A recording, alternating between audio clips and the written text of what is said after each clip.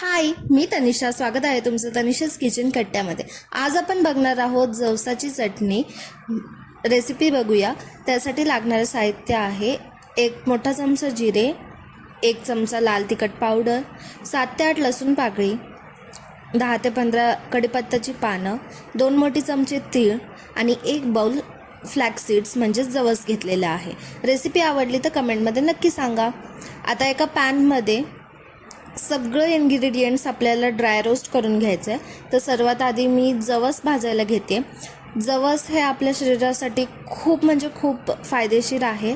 तर दररोज ही 1 चमचा चटणी जरी खाल्ली तरी इनफ आहे.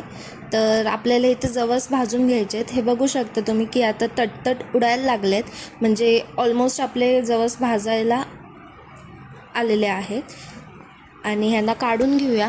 आता त्याच पॅनमध्ये मी तीळ भाजून घेते.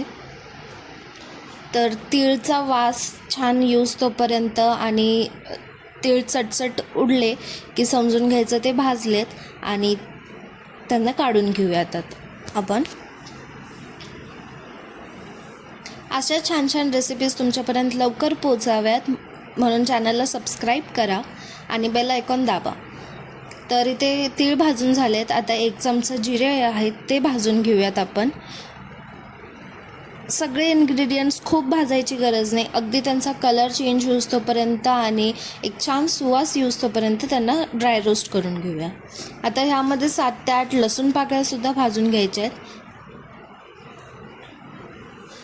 तर लसूणला असे स्पॉट्स यायला लागले किंवा छानपैकी ब्राऊन स्पॉट्स पर्यंत झाले की लसूण भाजले असं समजून घ्यायचं.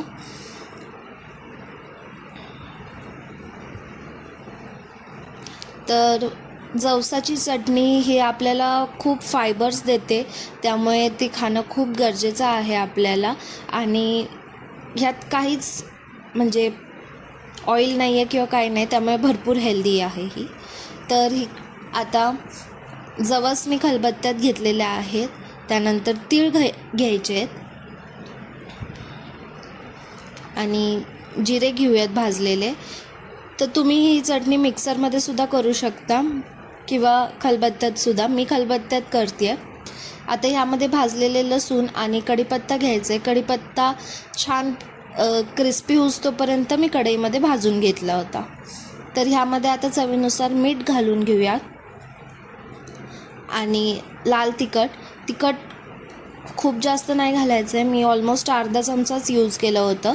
तर आधी ह्या सगळ्या इन्ग्रेडियंट्सला ड्राय मिक्स करून घेऊयात आपण आणि मग ह्याला छानपैकी कुटून घेऊयात.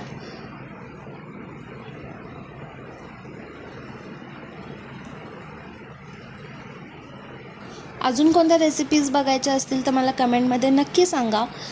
सो आता बघू शकता तुम्ही, ते मस्त अशी आपली चटणी तयार आहे आणि एकदम सुटसुटीत आणि एक झटपट बनते ही चटणी. खूप वेळ पण नाही लागत आपल्याला.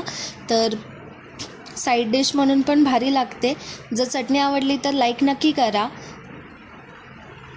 थँक्यू.